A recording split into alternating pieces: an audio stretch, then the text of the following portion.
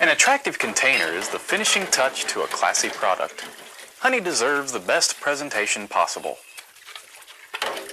Make sure containers are sparkling clean. Even if jars are brand new, they may have lint or film on the surface. Discard chipped jars and rusty lids. Let them dry thoroughly before you add honey. When you pack honey, leave a 3/8 to 1/2 inch gap between the honey and the lid. If you fill it too high, you run the risk of honey warming, expanding, and leaking out, and sticky jars are a major turnoff to buyers. On the other hand, underfilled jars are unsightly and give the impression that you are cheating the customer. Get in the habit of filling all jars to a standard, uniform level.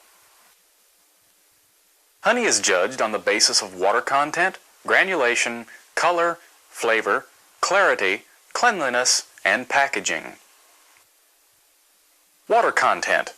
Aim for honey with a water content between 15.5 and 18.6%.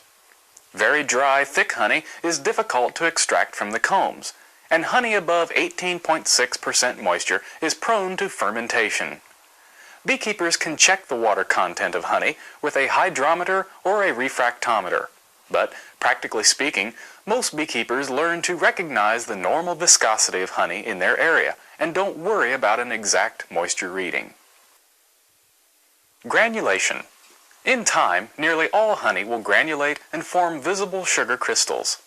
Granulated honey is still perfectly edible and quite good, but it is unsightly and sometimes devalued. Heating the jar of honey in a pan of water restores it to a liquid state. A greater concern is the increased risk of fermentation. As honey granulates, the liquid portion takes on more water, and if it exceeds 19%, the conditions become suitable for spoilage. Color. The color of honey varies according to the floral source of the nectar. For instance, clover honey is light-colored, whereas tulip poplar honey is dark. You can partially control the color of your honey crop by controlling your bees' location.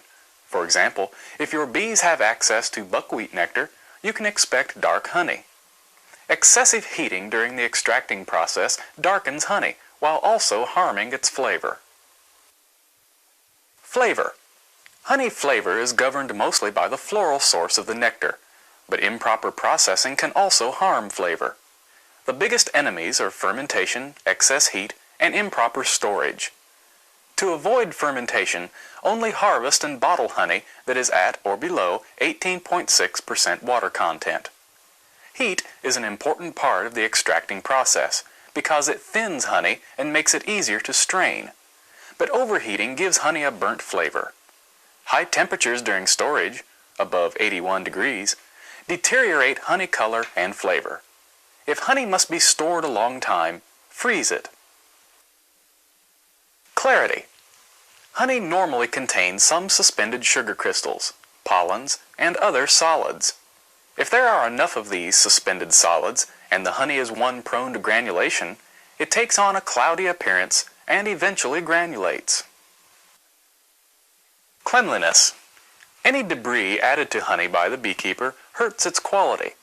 This includes obvious things like bee or plant parts, and less obvious things like flecks of soot from a bee smoker. You can avoid these problems by using cool smokers in the apiary, and by properly straining, settling, and storing honey. From bee suppliers, you can order beautiful honey labels with your name and address printed on them. This is a perfect and surprisingly inexpensive way to dress up your product and advertise. Before they go in the box, buff each jar to get off fingerprints and make the honey sparkle.